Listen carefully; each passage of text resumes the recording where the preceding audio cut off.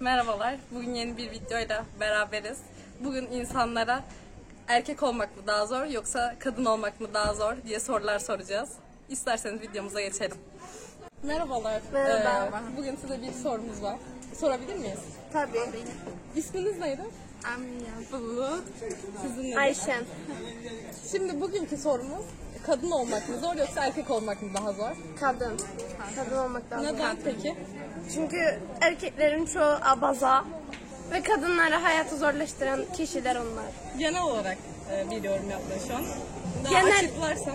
Mesela Genel- neden kadın olmak daha zor? Yani en net bir şekilde belirtebilirsem gece dışarıya tek başına kadın olarak çıkmak daha zor. Çünkü erkekler bunu zorlaştıran varlıklar. Bence. Teşekkür ederiz. Sizce? Bilmiyorum. Kadın için. Bir şey bilmiyorum ha. Düşünüyorum da. Kadın için böyle normal annem böyle bir insan öyle. Tamam, teşekkür ederiz. Merhabalar. Merhaba, İsminiz neydi?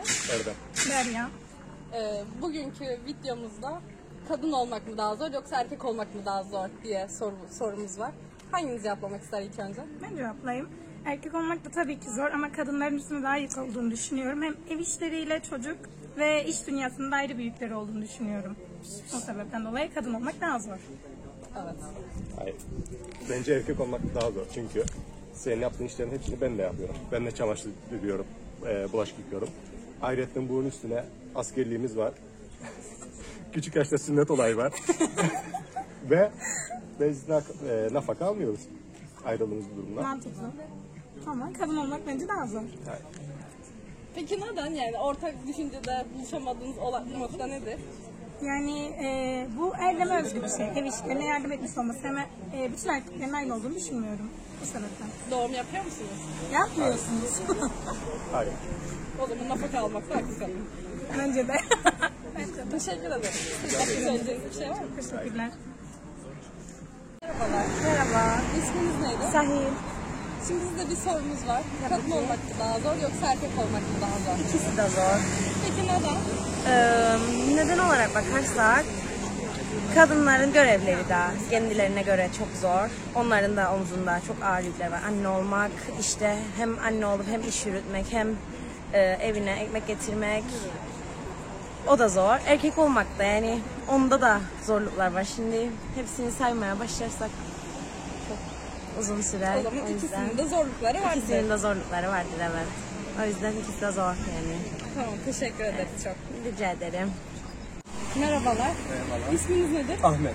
Sizin. Eray ben. Bugünkü sorumuz kadın olmak mı daha zor yoksa erkek olmak mı daha zor?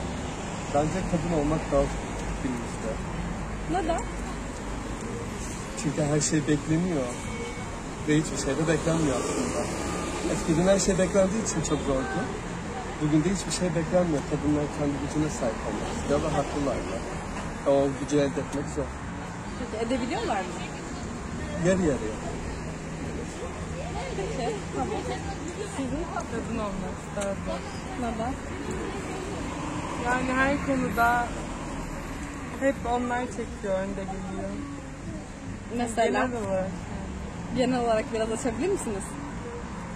Böyle iş konusu olsun, çalışma olsun, çalışma hayatı olsun, ev düzeni olsun. Her şey kadından, ev olarak kadından bekleniyor. Çalışılması istenilmez bazı durumlarda ama çalışılsa da iş hayatında diğer karşı tarafa karşı olumsuz etkileri. Peki kadın erkek eşit mi? Yani eşit ama günümüzde eşit değil yani bence. Peki tamam, teşekkür ederim. Ya ben daha değişik bir cevap vereyim. Bence insan olmak daha zor ikisinden ziyade ama bilemedim şu an. Nasıl bir cevap versin? İkisinin zorlukları var mı? İkisinin kendi çapında zorlukları var tabii ki de. Hangisi peki? Ya yaşadığımız coğrafyayı düşünürsek kadın olmak daha zor. Tamam, teşekkür ederim. Merhabalar. Merhaba. İsminiz neydi? İhsan. Sizin nedir? Sakır. Şimdi size bir sorumuz var. Kadın olmak mı daha zor yoksa erkek olmak mı daha zor sorumuz. Kim başlamak ister? Bence erkek. Bence erkek. Niye? Çünkü kadınlar her zaman erkeklerden bekler her şey. Ne gibi? Ne gibi? Nasıl erkek her zaman o yapacak yani her şey ondan bekler. Ne için kadınlar Yapsın. ayaklarının üzerinde duramaz? Durabilir de her zaman sorumlu olan erkek olur her konuda. Sen çok yanlış düşünüyorsun. Bence yanlış değil. Hayır, çok yanlış. Sizin fikrinizi dinleyelim. Bence kadın olmak daha zor. Peki neden? Sebep? İşte orada tıkandı. Ha bak konuşamıyorsun ama ben konuşabilirim.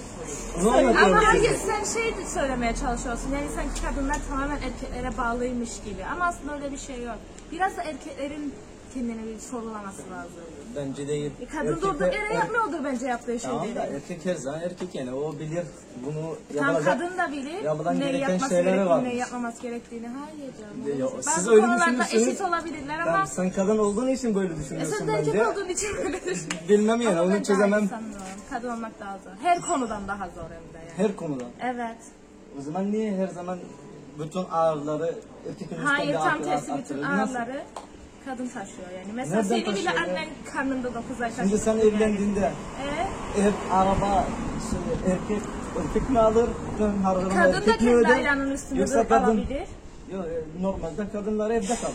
Hayır hiç öyle bir Mesela. şey. Ama böyle O da var. düşünme işte yok. Yok düşün. Ne Nasıl için düşünüyor? erkekler doğum yapar mı? Veya regl olurlar mı? Hayır sen Mesela burada yani. karıştırdın. Yok iki kadın olmaz bir erkek burada. Yok.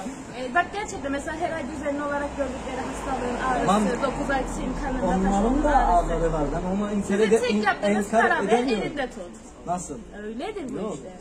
Hiç de erkeklik daha zor değil. Yani. Öyle deseniz öyle ama bizim düşüncelerimiz farklı. Tabii kesinlikle. Erkek Onu her zaman anladık zor. şimdi. Yok. Bilmem.